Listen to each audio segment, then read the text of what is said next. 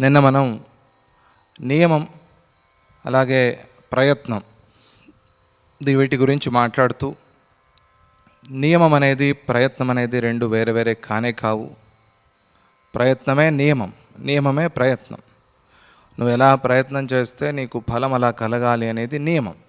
ఈ నియమాన్ని దాటి ప్రపంచంలో ఎవరూ ఉండలేరు, ఏ దేవత కూడా ఉండలేడు అని నిన్న మనకి చెప్పారు. అందువల్ల నువ్వు ఎంత ప్రయత్నం చేస్తే నీకు అంత ఫలం, ఎక్కువగా సాధన చేస్తే, ఎక్కువగా ప్రయత్నం చేస్తే ఎక్కువ ఫలాన్ని నువ్వు పొందుతావు అనే విషయాన్ని నిన్న మనకి చెప్పారు. ఈరోజు ఆ ప్రయత్నము, నియమము అనే వాటి గురించి ఇంకా కొన్ని విషయాల్ని మనకి తెలుపుతూ ఉన్నారు. అపౌరుషం హి నియతి పౌరుషం శైవసర్గగా. నియమం అంటే ఏమిటి, అలాగే ప్రయత్నం అంటే ఏమిటి అని మనం తెలుసుకున్నాము. కానీ ఇంకా స్పష్టంగా చెప్తూ నియమమే ప్రయత్నం అన్నారు, ప్రయత్నమే నియమం అన్నారు.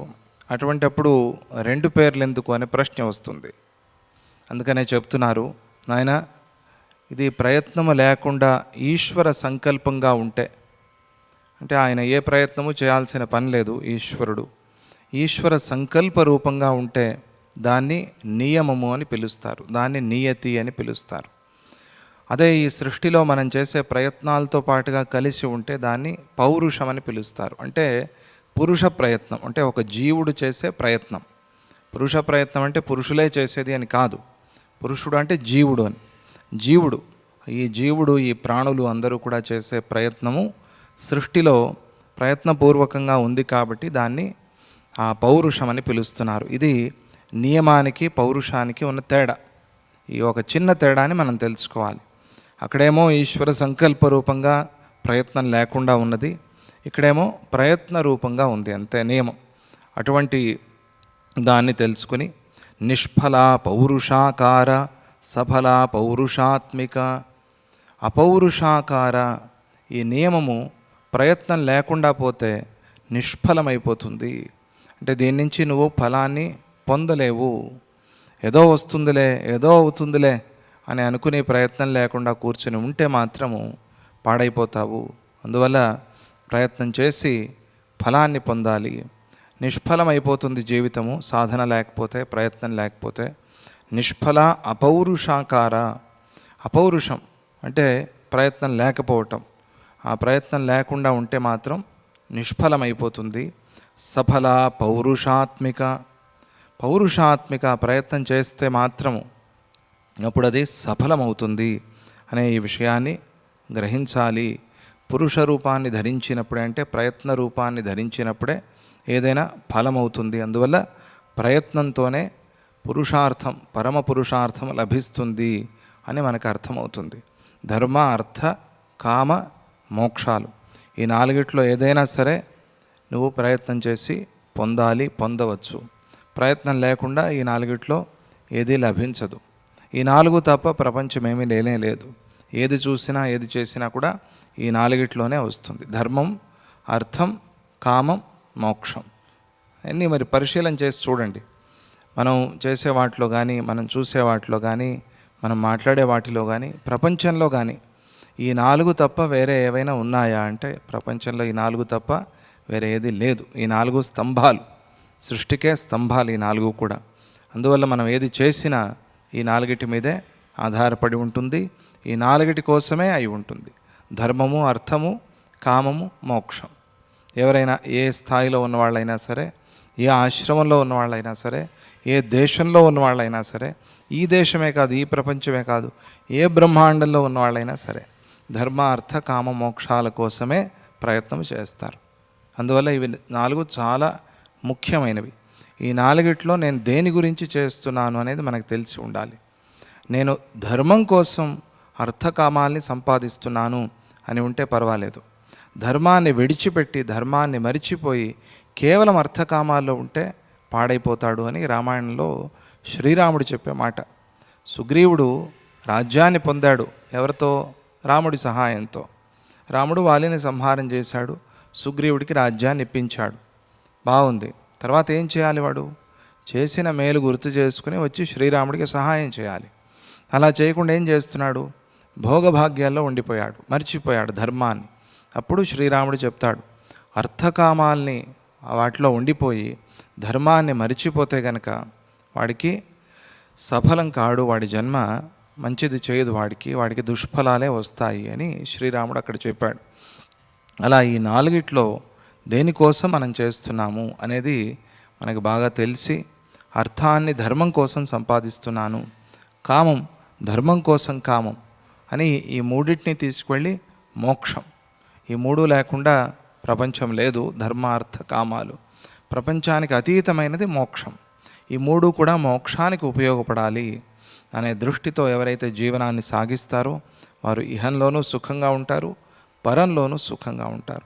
ఇది రహస్యం, శాస్త్రాల్లో చెప్పిన రహస్యం. దాన్ని బాగా గుర్తుంచుకోవాలి మనం. నియత్యా మూకతామేత్య నిష్పౌరుషతయా క్రియం యస్తిష్ఠతి ప్రాణమరుత్ స్పందస్తస్య క్వగచ్చతి. ఇక్కడ వశిష్ఠులు చెప్తున్నారు, అజగర వ్రతం మొదలైన వాటిని పట్టినవారు పురుష ప్రయత్నం ఏది లేకుండా ఉన్నారు కదా. అజగర వ్రతం అంటే తెలుసు కదా, దత్తదర్శనంలో వచ్చింది. దత్తాత్రేయ స్వామి చెప్పారు కదా ఆ వ్రతాన్ని గురించి. అంటే కదలకుండా ఒక కొండ చిలువలాగా పడి ఉండటం, కేవలం ప్రాణశక్తిని మాత్రం నిలిపి తాను ఏ ఆహారాన్ని వెతుక్కుని పోకుండా తన దగ్గరికి ఏ ఆహారం వస్తే ఆహారాన్ని మాత్రమే తినటం, ఇది అజగర వ్రతం. కొండ చిలువ తన దగ్గరికి వచ్చిన వాటిని పట్టుకుని దాన్ని తిని ఉంటుంది కదా, అలా తన దగ్గరికి వెతుక్కుంటూ వచ్చిన ఆహారాన్ని మాత్రమే తిని ఉండటం, దాన్ని అజగర వ్రతం అని అంటారు. అంటే కొండ చిలువలాగా మారిపోయి ఉండటం అని కాదు. ఆయనకి దత్తాత్రేయ స్వామికి ఆ శక్తి ఉంది కాబట్టి మారి ఉంటారు, అది వేరే విషయం. అజగర వ్రతం అంటే ఒక పేరు, అది. ఆ సింహంలాగా ఉన్నాడంటే సింహం అయిపోయాడు, ఆ ముఖం అట్లా అంత సింహంలాగా పెట్టుకుని ఉన్నాడని కాదు. అంటే అంత శక్తి సామర్థ్యాలు వాడిలో ఉన్నాయి అని అర్థం. అట్లా అజగర వ్రతం అంటే కొండ చిలువలాగా మారిపోతే చేసేది అని కాదు. అజగరం ఎట్లా ఉంటుందో, అంటే కొండ చిలువ ఎట్లా ఉంటుందో అట్లా ఉండటము అని అభిప్రాయం. అలా ఆ అజగర వ్రతాన్ని పట్టిన వాళ్ళు పురుష ప్రయత్నం ఏది లేకుండా ఉన్నారు కదా, మనం చూస్తున్నాం కదా. ఏ ప్రయత్నాలు చేయకుండా, ఆహారం గురించి కూడా ఏ ప్రయత్నము చేయకుండా, అందరూ ప్రయత్నాలు చేయకుండా ఉండేవాళ్ళు చాలామంది ఉంటారు, కానీ ఆహారం గురించి అయితే ప్రయత్నం చేస్తారు కదా. టైంకి తినాలి, టైంకి పడుకోవాలి, వేరే ఏ పని చేయకపోయినా అది మాత్రం ఖచ్చితంగా చేస్తారు అందరూ. మరి అట్లా ఏ ప్రయత్నము లేకుండా ఆహారం గురించి కూడా ప్రయత్నం లేకుండా ఉన్నారు కదా. మరి అటువంటి వారికి కూడా పరమతృప్తి మొదలైన లాభం కలుగుతోంది కదా. మీరన్నారు పరమతృప్తి కలగాలి అంటే ప్రయత్నం చేయాలి, ఇది నియమం, ఇది నువ్వు ప్రయత్నం చేస్తే నీకు అది కలుగుతుంది, అది సిద్ధిస్తుంది అని మీరు చెప్పారు. కానీ ఇక్కడ ఈ అజగర వ్రతం చేసేవాళ్ళు ఏం ప్రయత్నం చేస్తున్నారు? ఏ ప్రయత్నము లేకుండా వారికి పరమతృప్తి కలుగుతోంది కదా. మరి వారికి పురుష ప్రయత్నం లేకుండానే తృప్తి ఎలా లభించింది అనే ప్రశ్న శ్రీరాముడు అడగకపోయినా కూడా వశిష్ఠుల వారు అడిగినట్టుగా భావించి దానికి సమాధానం చెప్తారు. కొందరికి ప్రయత్నం లేకుండానే ఫలం కలుగుతోంది అని చెప్పినట్టుగా అయింది. దీనికి ఎలా సమాధానం? ఇది అందరికీ కామన్గా ఉండాలి, జనరల్గా ఉండాలి నియమం అనేది. కొంతమందికి మాత్రమే నియమం, కొంతమందికి నియమం లేదు. అలా ఉంటే మనం చూస్తూ ఉంటాం, క్యూలో అందరూ నిలబడాలి, నించుంటారు, ఎవరో ఒకళ్ళు వచ్చి పక్కనకి వెళ్ళిపోతారు. అప్పుడు అంతసేపు క్యూలో నిలబడ్డ వాళ్ళకి మనసు నొచ్చుకుంటుంది. ఏమిటి ఇంతవరకు మేము ఉన్నాం, మేమేం పిచ్చోళ్ళమా, వీళ్ళు మమ్మల్ని దాటేసి వెళ్ళిపోతున్నారు. అందరికీ నియమంగా ఉండాలి, ఉంటే అలా ఎందుకు చేస్తున్నారు అని అనిపించినట్టుగా అందరికీ ఒకటే నియమం ఉండాలి కదా, ప్రయత్నం చెయ్యి ఫలాన్ని పొందు. కొందరేమో ప్రయత్నం లేకుండా ఫలాన్ని పొందుతున్నారు. ఇలా అయినప్పుడు దీన్ని నియమం అని ఎట్లా పిలుస్తారు మీరు? ఇది నియమం ఎట్లా అయింది? కాదు కదా అనే ప్రశ్న మనస్సులో ఉంచుకుని వశిష్ఠుల వారు చెప్తారు, నియతిని ఆశ్రయించి అంటే నియమాన్ని ఆశ్రయించి, నిష్క్రియుడై అంటే ఏ ప్రయత్నము చేయకుండా మూగవాడిలాగా పడి ఉండి భోజనము మొదలైన వాటిని కూడా విడిచిపెట్టి ఒక మూగవాడిలాగా ఉన్నాడు, ఎవరితోనూ మాట్లాడు, ఎవరొచ్చి మాట్లాడినా మాట్లాడు, అలా ఉన్నారు. ఆయన్ని మాట్లాడించడానికి ఎన్ని నెలలు పట్టిందో, ఎన్ని సంవత్సరాలు పట్టిందో తెలియదు. ప్రహ్లాదుడికి వచ్చి ఉన్నాడు, ఆయన చూస్తున్నాడు, ఈయన ఆయన చూస్తున్నాడు, అంతే, ఏమీ మాట్లాడు. ముందు అడిగినా కూడా ఆయన ఏం మాట్లాడలేదు. ఓహో ఈయన మాట్లాడు, మౌనంలో ఉన్నాడని చెప్పి అలాగే ఉన్నాడు. అయ్యో ఎన్నో నెలలు అయిందో వచ్చి పడి ఉన్నాడు కదా, వీడితో ఏదైనా మాట్లాడదామని అప్పుడు ఆయనకు దయ కలిగి మాట్లాడాడు దత్తాత్రేయ స్వామి. రాగానే హలో ఎట్లా ఉన్నావు ఏమిటి అని అనలేదు ఆయన. అజగర వ్రతంలో ఉన్నాడు, భక్తికి మెచ్చితే తర్వాత మాట్లాడాడు దత్తాత్రేయ స్వామి.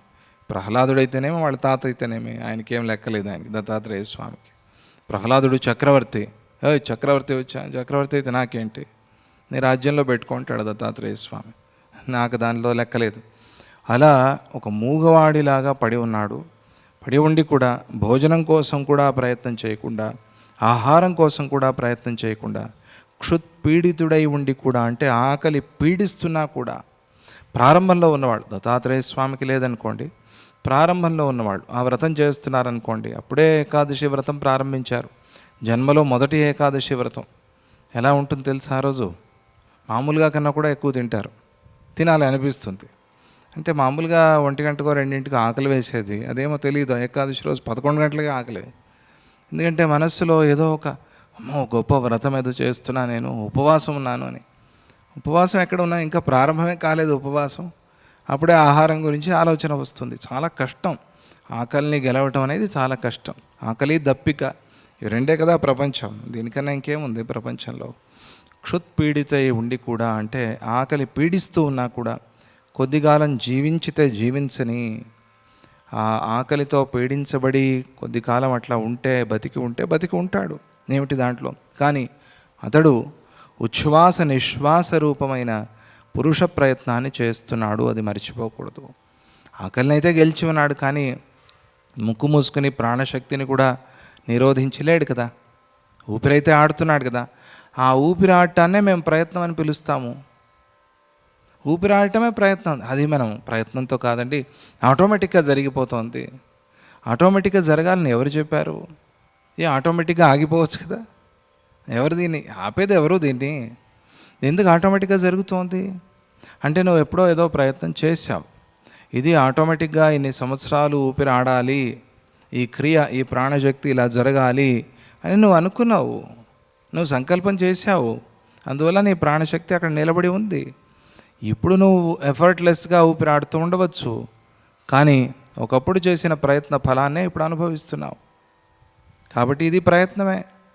ఊపిరి అనేది కూడా ప్రయత్నమే. ప్రయత్నం లేకుండా ఏది లేదు ప్రపంచంలో. నీ ఆయుస్సుకి నువ్వేదో ప్రయత్నం చేసావు కాబట్టి ఆయుఫలం అట్లా వచ్చింది, ఇన్నేళ్ళు నువ్వు జీవించి ఉండాలి అని. అరే వాడు బెడ్ మీద పడి ఏమీ చేయలేక ఉన్నా కూడా ఊపిరాడుతూ ఉన్నాడు, ప్రాణం నిలిచి ఉంది. ఎట్లా నిలిచి ఉంది? వెంటిలేటర్ పెట్టి ఆడిస్తున్నారు. వెంటిలేటర్ పెడితే ఊపిరాడాలి అని రూల్ ఉందా? డాక్టర్లే చెప్తారు, మా వల్ల కాదు, ఏదో పెట్టామంతే, ఇక దైవాధీనం అంతే, మా చేతిలో లేదు అని. దైవం అంటే ఏమిటి? అదే కదా నియమం, అదే కదా మనం చెప్పుకుంటున్నాం. దైవాధీనం అని డాక్టర్ ఎందుకు అంటున్నారు అంటే, వీడు ఏం చేసుకున్నాడో, ఎలా చేసుకున్నాడో దానికి అనుగుణంగా వీడు ఉంటాడు అని. కొంతమంది కోమా వరకు వెళ్ళి, వెంటిలేటర్ వరకు వెళ్ళి అయిపోయింది, చివరికి యముడిని కూడా చూసి వచ్చిన వాళ్ళు చాలామంది ఉన్నారు. కొంతమంది చిన్నవాటికే పోతారు. ఎట్లా ఇది? ఏంటి దీనికి నియమం ఏమిటి? ఏంటి న్యాయం ఇది అని అనిపిస్తుంది మనకి. న్యాయం అంటే ఏమీ లేదు, చేసుకున్న కర్మే న్యాయం అంతే, ఇంకేం న్యాయం? మనం చేసుకున్న కర్మకి అనుగుణంగా మన ప్రాణము ఆయుస్సు ఉంటుంది. ఏం న్యాయం దీంట్లో?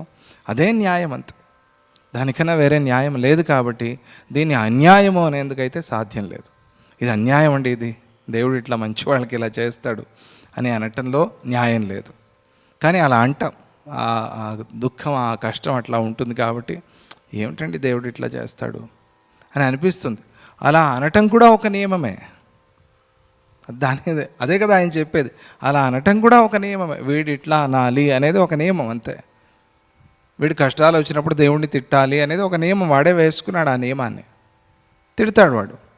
కొంతమంది కష్టాలు వచ్చినా కూడా నా మంచికే వచ్చాయి, నా పరీక్ష కోసమే వచ్చాయి, భక్తితో అంటారు. అది ఒక నియమం, వాడికి వాడు వేసుకున్న నియమం.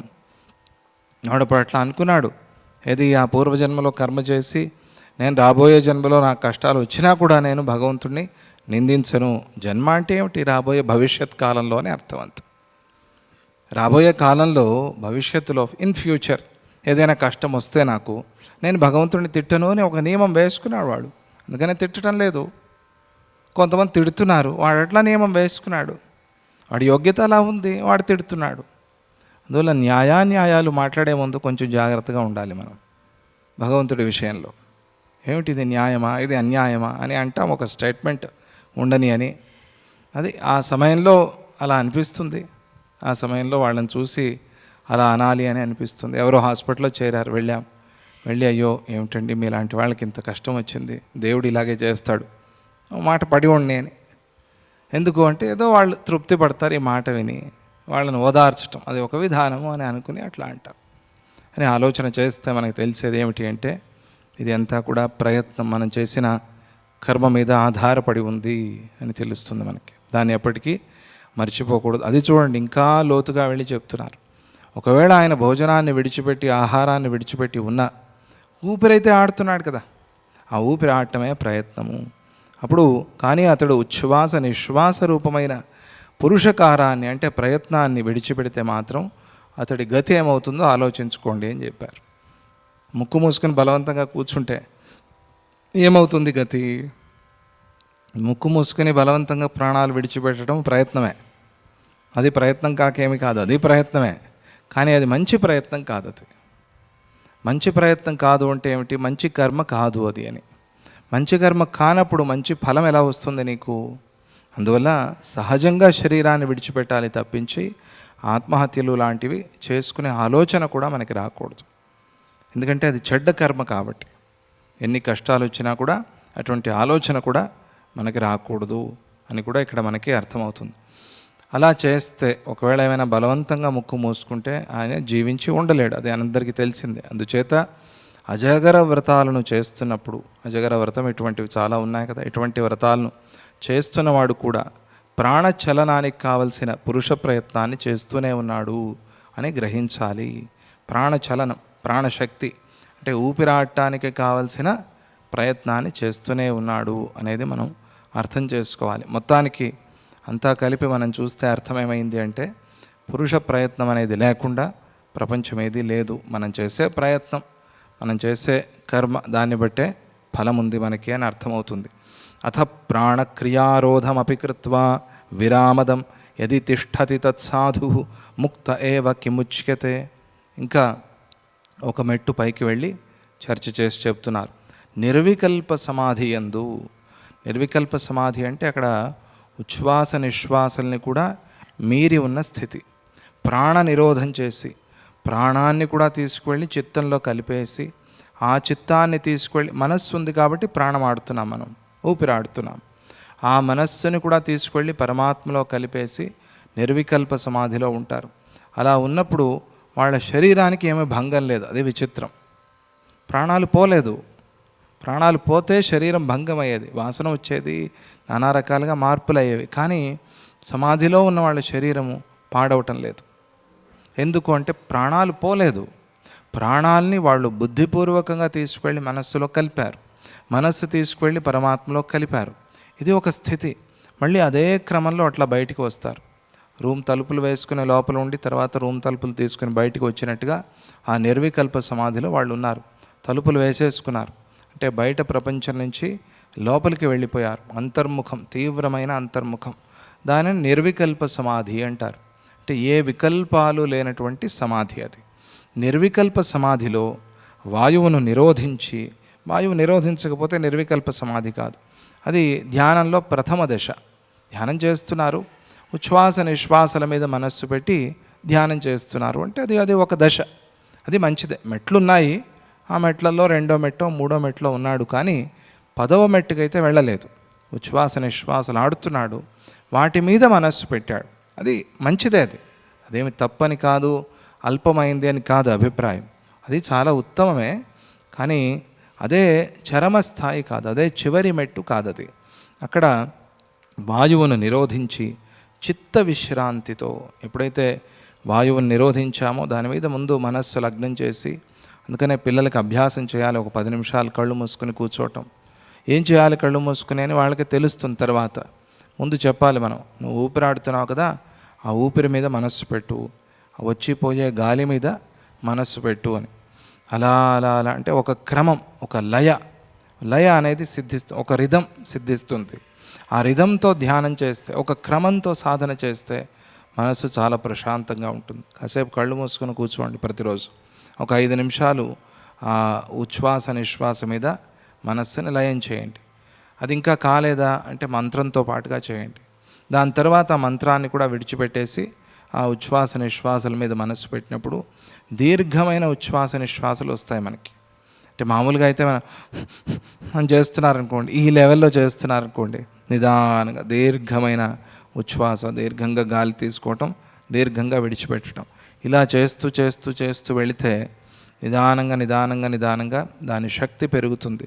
శక్తి పెరిగి ఏమవుతుంది, ఆ ఉచ్ఛ్వాస నిశ్వాసలు తీసుకోవటం అనేది తగ్గుతుంది. తీసుకోవటం అనేది తగ్గి మనం తీసుకున్న దాన్ని ఎక్కువసేపు లోపల నిలబెట్టే శక్తి వస్తుంది.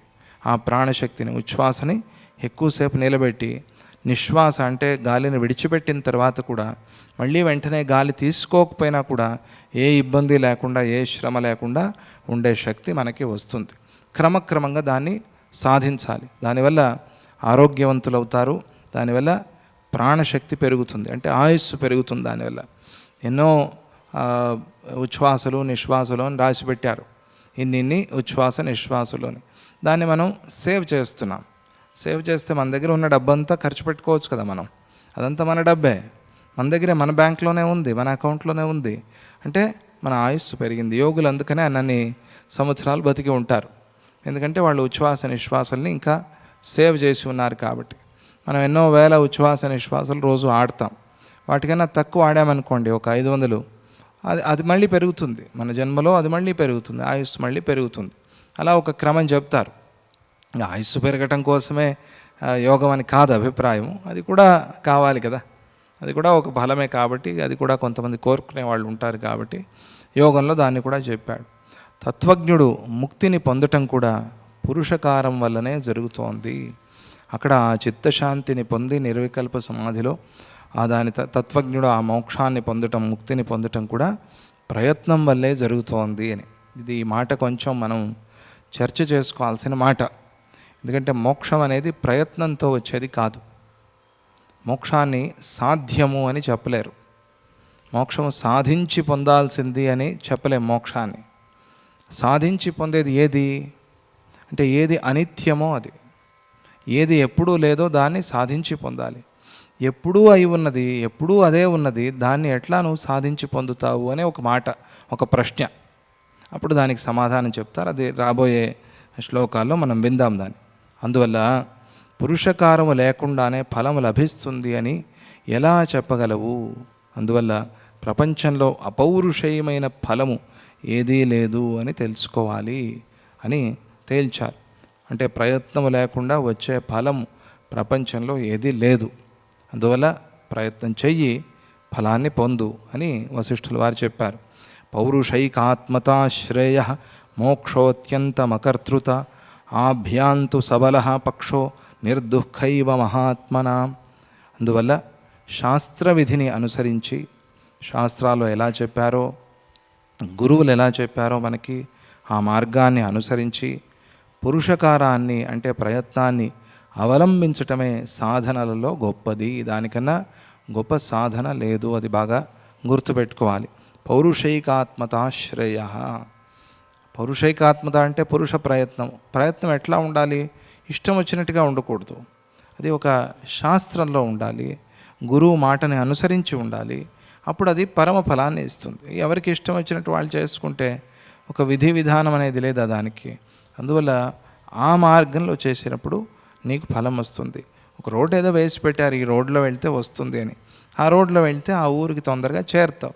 అలా వేసిన రోడ్ని విడిచిపెట్టి ఏదో కొత్త మార్గంలో బయలుదేరితే వెళ్తావో లేదో తెలియదు, సరిగ్గా దిక్కులో వెళ్తున్నావో లేదో కూడా తెలియదు, వెళ్ళి చేరుతావో లేదో కూడా అనుమానము, ఎంతో శ్రమ, కొత్త రోడ్డు నువ్వు వేయాల్సి వస్తుంది. కొంతమంది అంటారు నీ రోడ్డు నువ్వు వేసుకో అని చెప్తారు. అది ఆ మాట వినటానికి లోకంలో బాగుంటుంది. అంటే సాధించిన వాళ్ళని చూసి చెప్పే మాట అది. ఎవరి విషయంలో చెప్పారంటే, ఎవరు ముందు మైసూర్ బెంగళూరు రోడ్డు వేశారో వాళ్ళ గురించి. ఫస్ట్ సృష్టిలోనే మొదటిసారి ఎవరు మైసూర్ బెంగళూరు రోడ్డు వేశారో వాళ్ళ విషయంలో. తయారైన తర్వాత నువ్వు మళ్ళీ కొత్త రోడ్డు వేయాల్సిన పని ఏముంది? తయారై వాళ్ళు అన్ని రకాలుగా చూసి ఇదే దగ్గరది, ఏదో 120 కిలోమీటర్లు ఉంది, ఇదే దగ్గరది అని వేసి పెట్టారు. దాంట్లో వెళ్తే సులభం. అంటే వాహనాలు కావాలంటే మార్చుకోవచ్చు. నువ్వు ఫ్లైట్లో వెళ్ళు, లేదా కార్లో వెళ్ళు, బస్సులో వెళ్ళు, అది నీ ఇష్టం. అది వాహనాలు మార్చుకోవచ్చు, కానీ రూట్ అయితే ఒకటే. ఫ్లైట్లో వెళ్ళినా కూడా ఫ్లైట్కి అంటూ ఒక రూట్ ఉంటుంది కదా. రూట్ లేకుండా ఫ్లైట్ కూడా ప్రయాణం చేయదు కదా. వాళ్ళేమో కొచ్చిన్ వెళ్ళి కొచ్చిన్ నుంచి బెంగళూరు వెళ్ళరు కదా ఫ్లైట్లో వెళ్తే మాత్రం. కొత్త రోడ్డు వేసుకోవాలి అంటే, కొత్త రోడ్డు అంటే అర్థం ఏమిటి? కొత్త రోడ్డు అనే విషయం ఎవరికి చెప్పారు అనేది కూడా ఆలోచన చేయాలి. మంచిదే, అంటే పిల్లలు ఇవన్నీ యువకులు ఈ కాలంలో ఇవి వింటూ ఉంటారు కదా, కొత్త రోడ్డు వేసుకుని వెళ్ళాలి కానీ ఏమిటి అందరూ నడిచే రోడ్లో నేనే నడిచేది అంటే, అది మంచిదే. నువ్వు రోడ్డు వేసి గెలిచి నిజంగా అక్కడికి వెళ్ళి చేరుకుంటే సంతోషం, కానీ ఏమో మధ్యలో ఆగిపోతే, అందువల్ల వై టు టేక్ రిస్క్, ఉన్నదే హాయిగా దాంట్లోనే ప్రయాణం చేస్తే అయిపోయింది, అంతే సులభం. ఎందుకంత లైఫ్ కాంప్లికేట్ చేసుకుంటావు అని ఇది ఒక విధానం, అది ఒక విధానం. కానీ శాస్త్రదృష్ట్యా ఇది లౌకికం, ఇది కానీ శాస్త్రదృష్ట్యా చూస్తే, ఆధ్యాత్మికంలో చూస్తే మాత్రం నువ్వు గురువాక్యాన్ని వినాలి, శాస్త్రవాక్యాన్ని వినాలి, దాంతోపాటుగా స్వానుభవాన్ని చూసుకోవాలి, ఆ మార్గంలో నడవాలి. నడిచినప్పుడు నీకు ఆధ్యాత్మికంలో ఫలం వస్తుంది. అందువల్ల ఆ సాధనలో ఆ ప్రయత్నం అనేది చాలా గొప్పది. సిద్ధి లభించినప్పుడు, అంటే సిద్ధికి ఏదైతే ఫలం ఉందో ఆ ఫలము అత్యంత నైష్కర్మ్యం, అంటే అసలు ఏ కర్మ చేయని ఒక స్థితి అయిన మోక్షం ఉందే, అది ఫలాలలో చాలా గొప్పది. అది రావాలి అంటే ఏమిటి, అమ్మో, అజగరుణ్ణి చూసి ఆయన ప్రహ్లాదుడు ఆశ్చర్యపోయినట్టుగా, ఇది ఎట్లా సాధ్యమైంది మీకు, ఈ వ్రతాన్ని చేస్తున్నారు, ఇది ఎవరి వల్ల సాధ్యమయ్యే పని కాదు. ఇంత నైష్కర్మ్యంగా, అంటే నిష్క్రియుడిగా ఏ కర్మ లేకుండా ఉండటం అనేది చిన్న విషయమా అని స్తోత్రాల్లో కీర్తిస్తాడు. అలా ఆ స్థితి ఉంది, అది మోక్షం, అది దాన్నే సాధనలో చాలా గొప్పది అని అంటారు. నైష్కర్మ్య సిద్ధి అని ఒక పుస్తకం ఆధ్యాత్మిక శాస్త్రంలో, వేదాంతంలో చివరి గ్రంథం, చాలా గొప్ప గ్రంథం, అది చాలా కష్టంగానే ఉంటుంది అర్థమవటం, దాన్ని చదవాలి అని చెప్తారు. చివరిలో అది సిద్ధితో పూర్తి అవుతుంది అని, సిద్ధి అని పేరు పెట్టారు దానికి, నైష్కర్మ్య సిద్ధి అని. అది బ్రహ్మతత్వాన్ని గురించి చెప్పే ఒక శాస్త్రం. సాధ్య సాధనాలలో జ్ఞానుల పక్షమే, అంటే ముక్తి అదే బలీయమైనది. సాధ్య సాధనాలలో దేనిని మనం సాధించాలో వాటిలో గొప్పది ముక్తి, దాన్ని సాధించటానికి ప్రయత్నం చేయాలి. దానికన్నా వేరే సాధించాల్సినది ప్రపంచంలో ఏదీ లేదు అని. ఇక్కడే ప్రశ్న వచ్చింది, మనం చెప్పుకున్నాం కదా, మోక్షాన్ని ఎట్లా సాధిస్తారు అని. నిత్య సిద్ధమైన దాన్ని సాధించటం అనే ప్రశ్న రాదు, ఎప్పుడూ ఉండేదాన్ని సాధించటం అనే ప్రశ్న రాదు. అందుకనే పరమాత్మలో చేరటము అనే మాట ఊరికే అర్థమయ్యేందుకోసం అంతే. పరమాత్మలో చేరటము అనే ప్రశ్న లేదు. చేరటం ఏమిటి, నువ్వే పరమాత్మ అయినప్పుడు నీలో నువ్వు ఎట్లా చేరుతావు, అది లేదే. అదే నేనై ఉన్నాను అని తెలుసుకోవటం, అంతే. తెలుసుకోవటం చేరటం అవుతుందా అండి? చేరావు అంటే అది ఎక్కడో ఉంది దూరంగా వేరే చోట అని చెప్పినట్టు అవుతుంది. అలా చెప్తే ఏ శాస్త్ర విరుద్ధం, అది ఏదో ఇంటికి వెళ్ళి చేరినట్టుగా అక్కడ చేరామో అలా కాదు. అది రియలైజ్ అవ్వటం, తెలుసుకోవటం, అంతే, జ్ఞానాన్ని పొందటం, అంతే. మరి అలా శాస్త్రాలు చెప్తున్నప్పుడు మోక్షాన్ని సాధ్యమని ఎట్లా అంటారు అంటే, అక్కడ ఒక చిన్న మాట మనం అర్థం చేసుకోవాలి. అజ్ఞాన నాశనం అనేది అయితే ఒకటి ఉంది కదా, అజ్ఞానంలో ఉన్నాము, ఆ అజ్ఞానాన్ని పోగొట్టుకోవాలి. అజ్ఞాన నాశనం అనేది ఒక సాధన. ఆ అజ్ఞాన నాశనం అవటమే మోక్షం కదా, అజ్ఞానం పోవటమే మోక్షం కదా, జ్ఞాన ప్రాప్తియే మోక్షం కదా. మరి ఈ అజ్ఞాన నాశనం అనే ఒక సాధనతో దాన్ని పొందుతున్నాం కాబట్టి ఆ అజ్ఞాన నాశనం అనే దాన్నే ఇక్కడ సాధ్యమని పిలుస్తున్నారు. అలా చెప్పినప్పుడు ఇబ్బంది లేదు, అలా చెప్పుకోవాలి. అలా చెప్తే ఇంకా చాలా ప్రశ్నలు వస్తాయి, వాటి జోలికి మనం పోవద్దు. ఇప్పుడు ప్రస్తుతానికి అంత అర్థం చేసుకుందాం. అజ్ఞాన నాశనము, అజ్ఞానం పోవాలి, అది పోతే మోక్షప్రాప్తి అదే, కాబట్టి దాన్ని ఇక్కడ సాధ్యమని చెప్పారు అని అర్థం చేసుకోవాలి. ఇది శాస్త్రంలో చాలా పెద్ద చర్చ. ఇది మోక్షాన్ని సాధ్యం అనలేం, అంటే ఏదో ఒక ఫలాన్ని పొందినట్టుగా. మోక్షం అనేది ఫలం కాదు, నీ స్థితి నీకుంది, నేను ఇది అని తెలుసుకోవటం అది ఫలమా అండి? అది కాదు. నా పేరు నాకు తెలియటం ఫలం అవుతుందా? నా రూపం నాకు తెలియటం ఫలం అవుతుందా? నా ఇల్లు నాకు తెలియటం ఫలం అవుతుందా? కాదు, అది నువ్వే అయి ఉన్నావు. అది అలాగే మోక్షం ఫలం కాదు. మోక్షం అనేది ఒక స్థితి, అది నీ సహజ స్వభావం. అది కానీ దానికి దూరం అయిపోయావు నువ్వు, అంతే. దూరం అయిపోయి దాన్ని పొందాలి అని ప్రయత్నం చేస్తున్నావు, గురువుల కృప వల్ల, ఏదో నీ సంస్కారం వల్ల. అలా పొందాలి అని ప్రయత్నం చేస్తున్నావు కాబట్టి, కొన్ని సాధనలు నీకు అవసరమయ్యాయి కాబట్టి, ఉపయోగపడుతున్నాయి కాబట్టి మోక్షాన్ని సాధ్యమని పిలిచారు. మోక్షాన్ని సాధ్యం అనకపోతే మనం వినటం, శ్రవణ మనన నిధి ధ్యాసన ఇవన్నీ ఉన్నాయి కదా, ఈ సాధనలకి ప్రయోజనం లేకుండా పోతుంది. వీటిని సాధన అని పిలిస్తే వీటి వల్ల కలిగేదాన్ని సాధ్యం అనే కదా పిలవాలి. అందువల్ల ఆ శ్రవణ మననాదులకి ఒక స్థానాన్ని కల్పించడం కోసం, అవి వ్యర్థమైపోతాయి లేకపోతే. నువ్వు ఇవన్నీ చేస్తే అది కలుగుతుంది అంటే అది కలగటం కోసం, దాన్ని పొందటం కోసం ఈ ప్రయత్నం చేస్తావు. అంటే ఈ ప్రయత్నం నీకు మెట్టులాగా కదా ఉపయోగపడింది. మెట్టులాగా ఉపయోగపడితే దీనికి ఇచ్చే మర్యాద, దీనికి ఇచ్చే స్థానం, దీనికి ఇచ్చే గౌరవం దీనికి ఇవ్వాలి కదా. అలా దాన్ని అర్థం చేయించడం కోసం శ్రవణాది సాధనాలు, ఆ సాధనాల వల్ల పొందే ఒక సాధ్యం అని చెప్పటమే అక్కడ అభిప్రాయం. అందువల్ల మోక్షాన్ని సాధ్యమని వాడటం లౌకికంగా మనకి అర్థమయ్యేందుకోసం అంతే తప్పించి ఆ మోక్షం అనేది సాధ్యం కాదది, నిత్య సిద్ధం. అట్లా అర్థం చేసుకోవాలి. వాడికి మోక్షం వచ్చిందండి అని అది ఊరికే మనం అర్థమయ్యేందుకోసం వాడతాం అంతే. మోక్షం రావటం ఏమిటి? మోక్షమే వాడు, మోక్షస్థితియే మంది, బ్రహ్మస్వరూపమే మనం మర్చిపోయామంతే. మోక్షం వచ్చింది అని అర్థం చేయించటం. ఆ మాటలో చెడ్డ అభిప్రాయం ఏమీ లేదు, కానీ అదే పరమార్థం కాదు, అదే శాస్త్రం కాదు అనే మాటని అక్కడ అర్థం చేసుకోవాలి మనం. ఆ ముక్తి అనేది అన్నిటిలోకి చాలా గొప్పది, దాన్ని పొందే ప్రయత్నం చేయాలి. దాని చేత మహాత్ములు అవిద్యానాశనంలో సమర్థులవుతున్నారు. అవిద్యని పోగొట్టుకుని, అజ్ఞానాన్ని పోగొట్టుకుని, అందువల్ల వారికి నియతి అనేది ఎన్నటికీ దుఃఖహేతువు కాదు. అటువంటి వాళ్ళ విషయంలో నియమం అనేది దుఃఖహేతువు కాదు. వాళ్ళకి దీనివల్ల ఏదో దుఃఖం వస్తోంది నియమం వల్ల అని చెప్పలేం. శ్రీరాముడి ప్రశ్న ఏమిటి? మీకు అవిద్యంతా పోయినా కూడా శరీరం ఉంది కదా, శరీరం అంటేనే దుఃఖం కదా, మరి ఈ దుఃఖాన్ని మీరు అనుభవిస్తున్నారా అని ప్రశ్న ఇండైరెక్ట్గా శ్రీరాముడిది. గురువుల్ని చూసి మాలాగే మీకు శరీరం ఉంది కదా, మాకు మీకు తేడా ఏమిటి అనేవాళ్ళు ఉన్నారు. దానికి సమాధానం చెప్తున్నారు. అయినా మీలాగే శరీరం ఉన్నా కూడా ఈ శరీరం వాళ్ళకి దుఃఖహేతువు కాదు. ఎందుకని వాళ్ళు దీన్ని దుఃఖం అనుకోలేదు. ఈ వచ్చిపోయే రోగాల్ని వాళ్ళు దుఃఖం అనుకోలేదు. వాళ్ళకి ఆ భ్రమ లేదు, ఆ భ్రాంతి లేదు వాళ్ళకి. అందువల్ల ఈ నియతి వాళ్ళకి దుఃఖహేతువు కాదు. అజగర దత్తుడు అంటే అజగర వ్రతాన్ని పట్టిన దత్తాత్రేయ స్వామి, పద్మలీల, శుకబ్రహ్మ, వీళ్ళందరూ ఉన్నారు కదా మహాత్ములు, మన కంటి ముందు సద్గురువులు మొదలైన వీరికి అందరికీ కూడా దేహం ఉన్నట్టుగా కనిపించినా కూడా బంధం లేదు ఆ దేహంతో. మనకి వాళ్ళకి దేహం ఉన్నట్టుగా కనిపిస్తుంది, కానీ వారికి దాంతో బంధం అనేది లేదు. అది వాళ్ళని కట్టి పడేయలేదు. మనల్ని కట్టేసింది, వాళ్ళని కట్టలేదు. నియతిర్బ్రహ్మ సత్తాభ తస్యాం చేత్ పరిణమ్యతే నూనం పరమశుద్ధాఖ్యం తత్ప్రాప్తైవ పరాగతి. జ్ఞానుల నియతి యందు మోక్షంలో ఎటువంటి దుఃఖము లేదు వారికి. వారి నియమంలో ఎప్పుడూ వారి నియమం ఏమిటి అంటే వారి ముక్తియే వాళ్ళ నియమం. ఆ స్థితిలోనే వాళ్ళు ఉన్నారు కాబట్టి వాళ్ళకి దానిలో దుఃఖం లేదు. దుఃఖం లేకుండా ఉండటం, దుఃఖాన్ని పోగొట్టుకోవటమే మనం చేసే ప్రయత్నం. ఎందుకోసం అన్నీ చేస్తామంటే దుఃఖనాశము, సుఖప్రాప్తి. మనం చేసే పనులన్నీ కూడా ఇవి రెండింటి కోసమే. దుఃఖం పోవాలి, సుఖం కలగాలి. ఇవి రెండు తప్ప ఇంకేముంది ఈ ప్రపంచం.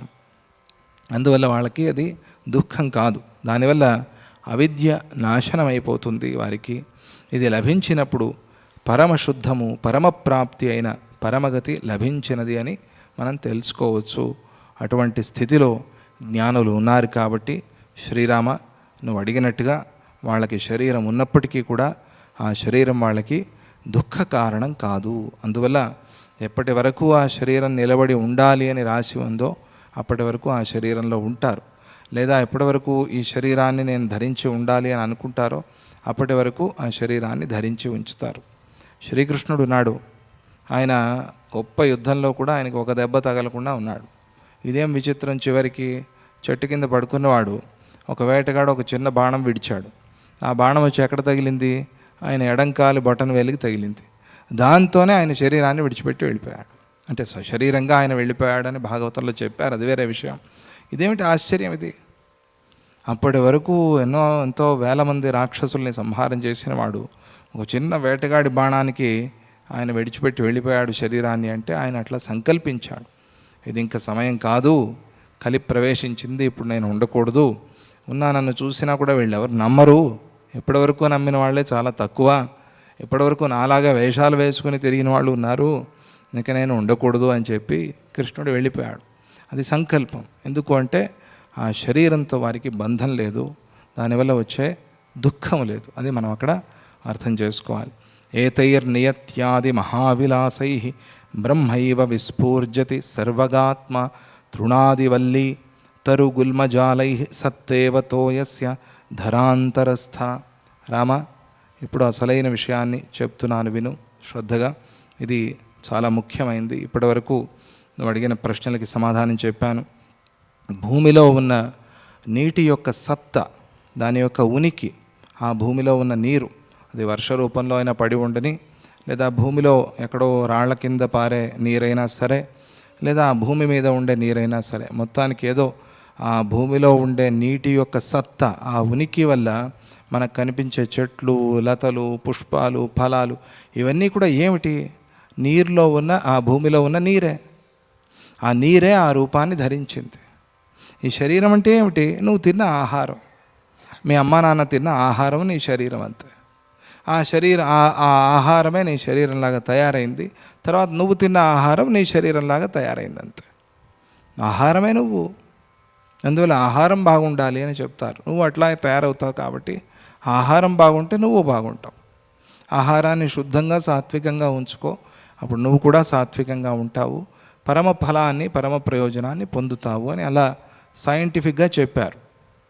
అక్కడ ఈ భూమిలో ఉన్న నీరే ఈ పుష్పాలు, ఫలాలు, వృక్షాలు వీటిగా మారినట్టుగా, వృక్షాది రూపాల్లో భూమి మీద ప్రకాశించినట్టుగా, సర్వగామి, సర్వవ్యాపి, అంతటా ఉన్నవాడు, అంతటా నిండి ఉన్నవాడు అయిన ఆ బ్రహ్మమే మనం చెప్పనలవి కానటువంటి, చెప్పటానికి వీలే లేనటువంటి మహిమ గల ఆ పరమాత్మయే, ఆ పరబ్రహ్మయే సకల విలాసాలతో నియతి రూపంలో ప్రకాశిస్తోంది.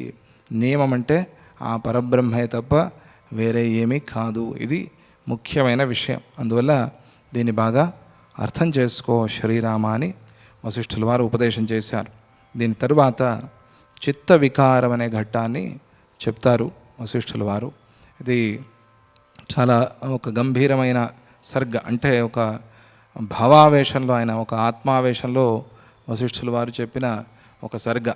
బ్రహ్మతత్వాన్ని, ఆయన బ్రహ్మ లక్షణాన్ని, ఎట్లా ఉంది ఆ బ్రహ్మ అంటే చిత్, సత్ చిత్ ఆనంద, ఆ చిత్ స్వరూపంగా, ఆ బ్రహ్మ జ్ఞానస్వరూపంగా, ప్రకాశస్వరూపంగా ఉన్నాడు. ఆయన నుంచి విడిపోయినదే చిత్తం. ఈ చిత్తమే, ఈ మనస్సే సకల జగత్తుకి కారణమైంది. ఈ చిత్తంలో ఎప్పుడైతే అహంకారము, అజ్ఞానము ఇవన్నీ ప్రవేశించి వాటి కారణంతో ఈ చిత్తం తయారైందో, ఆ చిత్త కారణంతో ఈ జగత్తంతా కూడా తయారైంది.